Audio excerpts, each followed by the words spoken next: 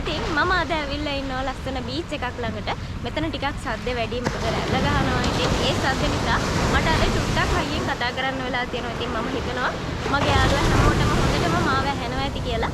ඉතින් එහෙනම් ඔයාලට මතක ඇති පහුගිය දවස් ටිකේ මම ටෙන්සස් පාඩම තමයි හැමෝටම කියලා දුන්නේ. ඉතින් ටෙන්සස් පාඩම කියලා දුන්නට අපි වාක්‍ය පාවිච්චි කරන්න ඕනේ හොඳට මතක තියෙනවා. ඉතින් එහෙනම් මම හිතනවා ඔයාලට ඒ පාඩම හොඳටම තේරෙන්නේ නැති. හැබැයි අද මම ඔයාලට කියලා දෙන්න යනවා මේ ටෙන්සස් පාඩම වාක්‍ය පාවිච්චි කරලා කියන හැටි. ඉතින් එහෙනම් අපි වැඩි වෙලා ගන්න නැතුව ඉක්මනට බලමු අද ඉගෙන ගන්න යන්නේ අලුත් වාක්‍ය ටික මොනවද කියලා.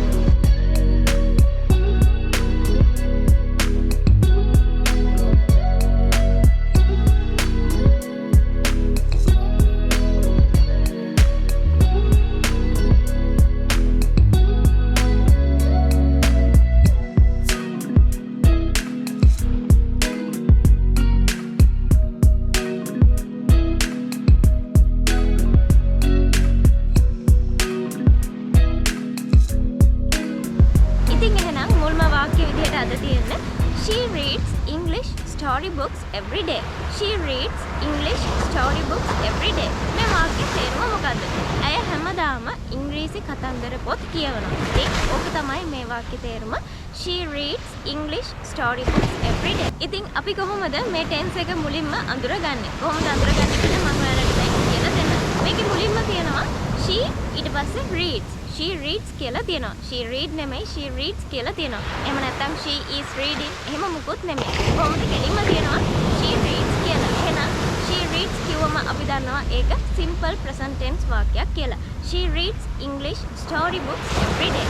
She reads English storybooks every day. ඒ කියන්නේ ඇය හැමදාම ඉංග්‍රීසි කතන්දර පොත් කියවනවා. she එකත් එක්ක reads වෙලා තියෙනවා. එහෙනම් අපිට පුළුවන් මේක ලේසියෙන්ම simple present tense වාක්‍යයක් කියලා අඳුර ගන්න. ඉතින් එහෙනම් ඕක තමයි ඔයාලට මුලින්ම අද කියලා දෙන්න තියෙන වාක්‍ය. ඒ වගේම තවත් ලේසි වාක්‍යයක් අපි බලමු. He will meet you on Sunday. He will meet you on Sunday. ඒ කියන්නේ මොකද්ද? ඔහු ඔයාව ඉරිදට හම්බ වෙවි. ඉරිදට මුණ ගැහෙවි කියලා තමයි කියන්නේ. He will meet you on Sunday. එහෙනම් ඔයාලට මේකේ මොකද්ද විශේෂයෙන්ම පේන්නේ? he එකත් එක්ක ඇවිල්ලා තියෙනවා will කියන එක. he will කියලා ඇවිල්ලා තියෙනවා. ඉතින් will එක ආවම ඔයාලා දැන් දන්නවා මොකද්ද මේ tense එක? future tense. ඉතින් future tense එකේ අපි මොකද්ද දැන් දැනගන්න ඕනේ? future tense එකේ කොටස් හතරක් තියෙනවා. ඉතින් මේ හතරෙන් මොකද්ද කියලා අපි දැන් දැනගන්න ඕනේ. කොහොමද ඒක දැනගන්නේ? He will meet you on Sunday. He කියන එකත් එක්ක will ඇවිල්ලා කෙලින්ම ක්‍රියාපදය ඇවිල්ලා තියෙනවා. එතකොට ඔයාලා දැන් දන්නවා ඒ tense එක මොකද්ද? simple future tense වාක්‍යයක්. ඉතින් එහෙනම් he will meet you on Sunday කියලා කියන්නේ simple future tense වාක්‍යයක්. ඉතින් ඒකත් ගොඩක් ලේසි වාක්‍යයක්. අපි බලමු ඊළඟ වාක්‍යය මොකද්ද කියලා. ඉතින් එහෙනම් තුන්වෙනි වාක්‍යය කියන මම චුට්ටක් එහාට ඇවිල්ලා තියෙනවා. මොකද්ද තුන්වෙනි වාක්‍යය කියලා බලමු. I am cleaning my room. I am cleaning my room. ඉතින් අපිට මේක එහෙම කියන්නත් පුළුවන් නැත්නම් කෙලින්ම I'm cleaning my room කියලා කියන්නත් පුළුවන්. එහෙනම් I'm cleaning my room. ඒකේ තේරුම මොකද්ද? මම මගේ කාමරය පිරිසිදු කරනවා. I'm cleaning my room. ඒ කියන්නේ මම මගේ කාමරය පිරිසිදු කරනවා. ඉතින් එහෙනම් මේකදී ඔයාලා දන්නවා I am කියලා ඇවිල්ලා ඊට පස්සේ ක්‍රියාපදයට ing කියලා එකතු වෙලා තියෙනවා. I am cleaning my room. Clean නෙමෙයි cleaning කියලා ඇවිල්ලා තියෙනවා. ඉතින් එහෙනම් දැන් ඔයාලා දන්නවා මේක present continuous tense එකේ වාක්‍යයක් කියලා. I am cleaning my room. ඉතින් ඒක අපිට ඒ විදිහට කියන්න පුළුවන්. මම මගේ කාමරය පිරිසිදු කරනවා. දැන් මේ පිරිසිදු කරනවා. එහෙම නැත්නම් පිරිසිදු කරමින් ඉන්නවා. ඉතින් ඒ වගේ දෙයක් තමයි මේ වාක්‍යයෙන් කියන්නේ. I'm cleaning my room. මම මගේ කාමරය පිරිසිදු කරනවා. එහෙනම් ඔයාලට පුළුවන් මේ be verb එකත් එක්ක එහෙම නැත්නම් am කියන එකත් එක්ක ක්‍රියාපදයේ අගට ing ආවට පස්සේ මේක present continuous tense කියලා අඳුර ගන්න. I am cleaning my room. එහෙනම් මේක present continuous tense වලින් කියන වාක්‍යයක්. ඉතින් එහෙනම් අපි බලමු ඊළඟ වාක්‍යය මොකක්ද කියලා. ඊළඟට තියෙනවා I forgot my purse. I forgot my purse. එහෙනම් ඒකේ තේරුම මොකද්ද? මට මගේ purse එක අමතක වුණා. I forgot my purse. මට මගේ purse එක අමතක වුණා. මේකේ තියෙන්නේ forgot කියලා. forget කියන්නේ අමතක වෙනවා. forgot කියන්නේ අමතක වුණා.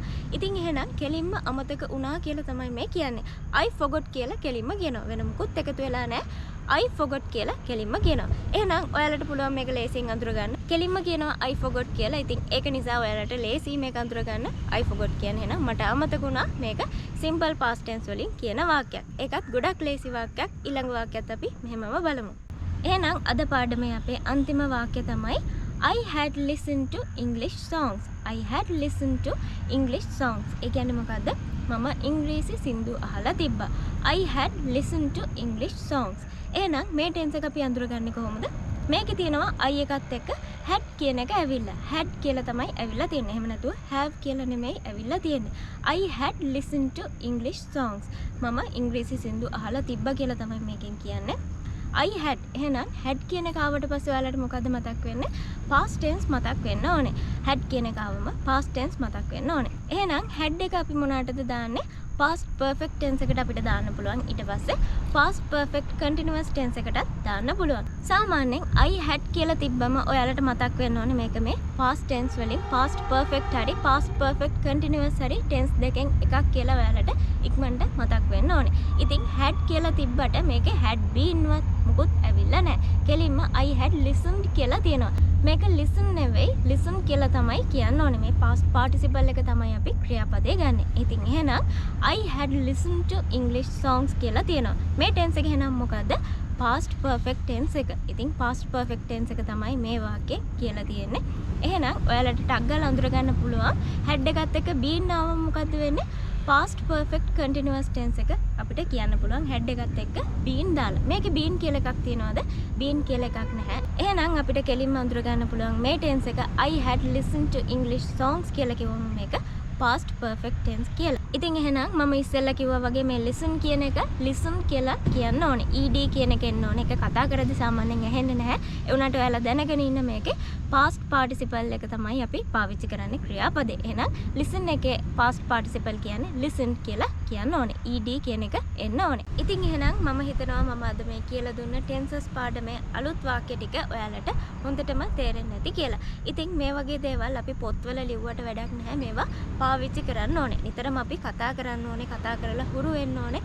ඉතින් ඒ ප්‍රැක්ටිස් එක අපිට නිතරම ඕන වෙනවා මේ tenses පාඩමේදී විශේෂයෙන්ම. මොකද tense එකක් අඳුර ගන්න අපි ඒක පාවිච්චි කරන්නම ඕනේ. පොත්වල ලිව්වට ඒක එකපාරට අපිට මතක් වෙන්නේ නැහැ. අනිවාර්යයෙන්ම ඒව හුරු වෙන්න ඕනේ කොහොමද අපි ඒක පාවිච්චි කරන්නේ කියලා. ඉතින් ඒක නිසා ඔයාලට පුළුවන් මේ tenses වල අලුත් දේවල් ඉගෙන ගන්න තව ඉස්සරහට පාඩම් තියෙනවා. ඉතින් ඒ පාඩම් වල මම ඔයාලට තව අලුත් දේවල් කියලා දෙනවා. ඉතින් මුලදී මේ වගේ පොඩි දේවල් එක කියලා දුන්නට. ඉතින් tenses වලදී අපිට මේ ටිකම විතරක් නෙමෙයි මේකට විතරක් නෙමෙයි අපි ෆ්‍රේම් වෙන්නේ. ගොඩාක් දේවල් අපිට මේ tenses වලින් කියන්න පුළුවන්. ගොඩාක් අලුත් දේවල් තියෙනවා. ගොඩක් දේවල් ඔයාලට ඉගෙන ගන්න තියෙනවා. ඉතින් ඒවා එකපාරට කියලා දෙන්න අමාරුයි. මුලින්ම පොඩි දේවල් ඔයාලා ඉගෙන ගන්න ඕනේ. ඊට පස්සේ තමයි අපි අලුත් දේවල් ටිකක් වැඩිපුර ඉගෙන ගන්න ඕනේ. අනිත් එක ගොඩක් අය මේ tenses ඉගෙන ගන්න ක්ලාස් වලට යන්න හදනවා. ඉතින් ඊට වඩා ලේසි ඔයාලට YouTube එකෙන්ම ගොඩක් දේවල් දැන් ඉගෙන ගන්න පුළුවන්. ක්ලාස් යන්න ඕනේ කියලා දෙයක් නැහැ. tenses නෙමෙයි ඕනම දෙයක් ඔයාලට YouTube එකෙන් ඉගෙන ගන්න පුළුවන්. මොකද YouTube එකේ දැන් හැම දෙයක්ම තියෙනවා. ඉතින් අපේ channels විතරක් නෙමෙයි අපේ videos විතරකුත් නෙමෙයි ඔයාලට ඕන තරම් channels තියෙනවා. ඉගෙන ගන්න පුළුවන් ක්‍රම තියෙනවා. ඉතින් ඒවා බලලා හොඳට ඉගෙන ගන්න. මොකද tenses වගේ දේවල් ඔයාලට අනිවාර්යයෙන්ම පාවිච්චි කරන්න ඕන වෙනවා. එක්සෑම් එකකදී ඊට පස්සේ වෙන කොහෙදී හරි ඔයාලට ඕන වුණොත් ඒක ටක් ගාලා මතක් වෙන්න පුළුවන්. අර වගේ හොඳට ඉගෙනගෙන තිබ්බම. ඉතින් ඒක නිසා ඒ වගේ දේවල් හොඳට බලන්න. ඉතින් tenses විතරක් නෙමෙයි තව ගොඩාක් දේවල් මේ ඉංග්‍රීසි වල තියෙනවා. අපි ඒවා ටික ඉගෙන ගමු. මම චුට්ට ඔයාලට හැම දෙයක්ම කියලා දෙන්න. ඉතින් ඔයාලට පුළුවන් ඒ අතරේ තව වීඩියෝස් බලලා අලුත් දේවල් තනියම ඉගෙන ගන්න. තව කෙනෙක් ළඟට ඇවිල්ලා කියලා දෙනකම් බලාගෙන ඉන්න එපා. ඔයාලට පුළුවන් දැන් තනියම ඉගෙන ගන්න. තනියම අලුත් දේවල් හොයලා තනියම දේවල් ඉගෙන ගන්න. ඉතින් ඒවා වටින්නේ කවදා හරි ඕන වෙන දවසක. ඉතින් ඒක නිසා පුළුවන් වෙලාවට පුළුවන් දේවල් තනියම ඉගෙන ගන්න. ඒ වගේම තමයි තව channels බලලා ඔයාලට ඒ දේවලුත් ඉගෙන ගන්න පුළුවන්. ඒ වගේම පොත්වල ලියලිය ගොඩක් පාඩම් කර ඉන්න එපා. ගොඩක් අය අහන දෙයක් තමයි පොත්වල ලියලා පාඩම් කරාම මේවා අපිට පුරුදු වෙනවද කියලා. ඉතින් පාඩම් කරලා කවදාවත් පුරුදු වෙන්නේ නැහැ. ඒව ඔයාලට දවසක අමතක වෙනවා. මේක මතක හිටින්න නම් කරන්න පුළුවන් එකම දේ ප්‍රැක්ටිස් කරන එක. මේවා භාවිතා කරන එක තමයි මතක තියාගන්න පුළුවන් එකම දේ. පොත්වල ලියලා පොත්වල දේවල් පාඩම් කරලා ඔයාලට ඒව කවදාවත් මතක තියාගන්න බෑ. ඒවා සීමිතයි. ඉතින් ඒවා ටික කාලයයි මතක තියාගන්න පුළුවන්. එහෙනම් පොත්වල ලියන එක අඩු කරලා ඉංග්‍රීසි ප්‍රැක්ටිස් කරන එක වැඩි කරගන්න. අපි එහෙනම් තවත් අලුත් දවසක අලුත් පාඩමකින් හම්බ වෙමු. ඒ හම්බ වෙනකන් මගේ හැම යාළුවෙක්ටම සුබ දවසක්.